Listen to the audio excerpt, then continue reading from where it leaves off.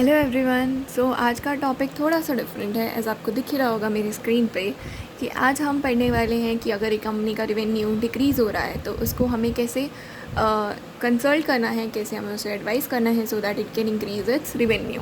So I have written out some points which we need to consider. So मैंने एक company पे website पे पढ़ा था जहाँ पे उन्होंने फैशन कंपनी का एक एग्जाम्पल लिया है। मान लो कि उनका रेवेन्यू डिक्रीज़ हो रहा है और आप अपने आप को अज्यूम करो एज अ कंसल्टेंट, तो what you will advice to them. सबसे पहले आपको समझना होगा कि रेवेन्यू कम क्यों हो रहा है, उसके पीछे रीजंस क्या हैं। Let's list it down. कि सबसे पहले हो सकता है कि न्यू ट्रेंड। अब मान लो कि कई बार क्या होता है कि ओल्ड ट्रेंड्स ही न्यू ट्रेंड्स बन के आ जाते हैं, लाइक वो गोल चश्मे एंड ऑल। इसी की रिस्पेक्ट में फ़ैशन कंपनी में आपका कपड़ों से भी हो सकता है, आपके क्लोथ्स पे भी, आपके क्लोथ्स, आपके फैशन एक्सेसरीज़ किसी में भी हो सकता है। मान लो आपके प्लाजोज़ अभी ज़्यादा चल रहे हैं देन अर्लियर, या फिर टाइट पेंट्स आजकल ज़्यादा चल रही हैं। दूसरा रीज़न्स न्यू कॉम्पिटिटर्स हो सकता है। मान लो मार्केट में नया नया कॉम्पिटिटर्स खड़े हो गए हैं जो कि बेटर स्ट्रैटेजी के साथ, बेटर पॉलिसीज़ के साथ, बेटर एडवांसेस के साथ, फीचर्स के साथ, आपको अच्छे अच्छे स्ट्रैटेजीज़ के साथ कम्पीट कर रहे हैं।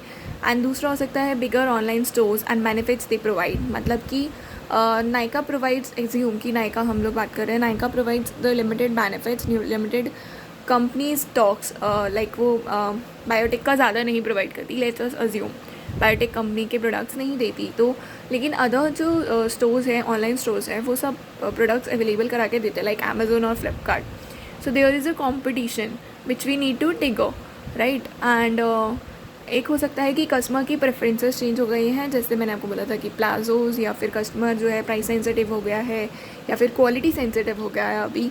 एंड दूसरा हो सकता है कि हमारा प्राइस जो है वो अच्छा नहीं है। मान लो कि हमने प्राइस किया हुआ है, like we go to a mall, हमने जाके H&M में घुसे, हमने देखा कि अच्छा यहाँ पे तो एक टॉप है जो कि मुझे 2000 का पड़ रहा है।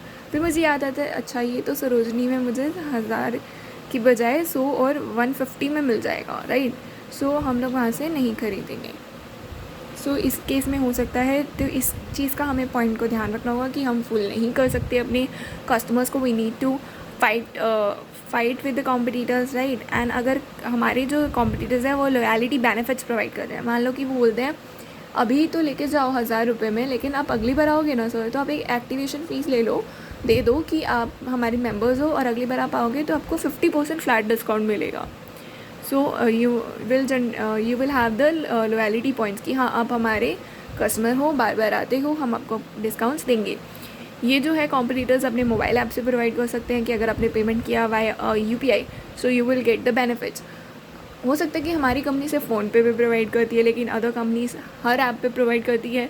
सो हम लोग उसको भी इंक्रीज़ करके अपने कस्टमर्स का बैंडविड्थ बढ़ा सकते हैं। दूसरा, हमारा रिटर्न पॉलिसी अच्छा नहीं है। एक इंसिडेंट हुआ जहाँ पे क्या हुआ कि मैं बिज़ी थी, मैंने जाके एक साइट देखा, वहाँ पे बहुत अच्छे कपड़े थे, मैं बहुत जल्दी अट्रैक्ट हो गई, मेरा बहुत टाइम से मन कर रहा था। तो मेरे बैक ऑफ माइंड पे ये था कि मुझे वापस जाके वो ख़रीदना है किसी भी हालत में। सो मैं गई, मैं जल्दी जल्दी में ख़रीद लिया। बाकी बाद में देखा कि वहाँ पे रिटर्न पॉलिसी ही नहीं था, so that was a fraud. So basically क्या, आप एक बार तो कस्टमर को अट्रैक्ट कर लोगे, लेकिन बार बार आप कैसे कर रहोगे। अब कस्टमर बार बार तो फूल नहीं बन सकता ना। आपने एक बंदा गया ब्रेड लेने, उसने बोला कि 10 का चीज़, उसने बोला 20 का है क्योंकि ये तो कम आता है, इसको कैसे पता।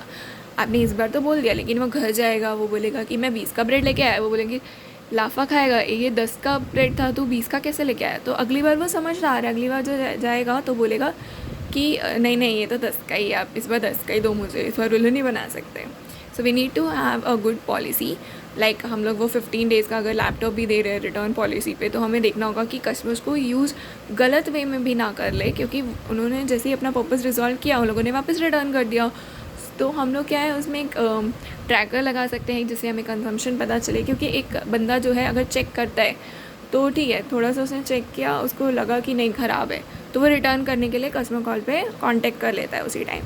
लेकिन अगर वो पूरा नॉर्मल डे पे यूज़ कर रहा है, अपना प्रॉपर कर रहा है और उसको कोई दिक्कत नहीं है, उसने फिर भी रिटर्न कर दिया, तो वो तो कस्टमर भी हमारे साथ फ़ायदा उठा रहा है। तो we need to have a trigger point है कि हम लोग कुछ कंजम्पशन पॉइंट्स देख लें, या अपनी जो पोर्टल है उसी पे ऑलरेडी मेंशन कर दे कि ऐसे ऐसे हम लोग चेक करेंगे, और अगर हमें लगा कि फ़ॉल्ट है तो हम लोग रिटर्न नहीं एक्सेप्ट करेंगे।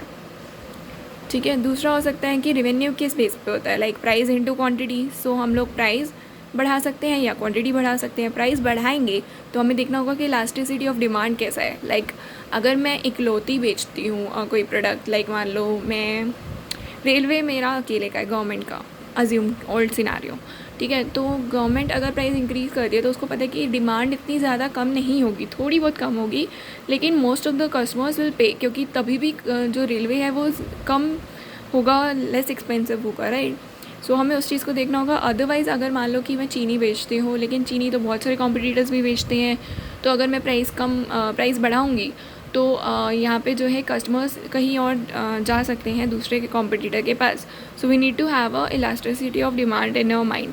लाइक मेकअप अगर कोई 500 तक का मिल रहा है तो ले लेगा, लेकिन अगर ज़्यादा मिल रहा है as a normal customer, average customer, not that rich customers, okay. So अगर वो ज़्यादा का होता है तो मेरी जो डिमांड है वो डिक्रीज़ हो जाएगी, लोग नहीं खरीदेंगे, वो कोई और वेबसाइट को चेक करेंगे, Flipkart, Amazon, for the discount offers और फॉर द रीज़नेबल प्राइसेस। दूसरा हमें क्या करना होगा, हमें एडवर्टीज़मेंट्स हम ज़्यादा कर सकते हैं। हम रिसर्च एंड डेवलपमेंट कॉस्ट पे देख सकते हैं कि आजकल कौन सी चीज़ें लोगों को ज़्यादा पसंद आती हैं, कैसे लोगों को अट्रैक्ट किया जा सकता है। लाइक वो अगर हेयर शैम्पू प्रोवाइड करना है तो अच्छे बाल, ऐसे स्मूथी बाल्स, या फिर उनके फेवरेट जो भी हीरो हीरोइंस होती हैं उनको यूज़ करके, so we can increase it, right. But we need to keep one thing in mind, that customer is a king nowadays. So you cannot fool your customers. Just provide a generous advertisement, generous product, and you can expect the benefits. Like मामा अर्थ ने किस basis पे start किया था कि वो अपने बच्चे के लिए कुछ हेल्दी प्रोडक्ट्स चाहते थे एंड केमिकल फ्री प्रोडक्ट्स।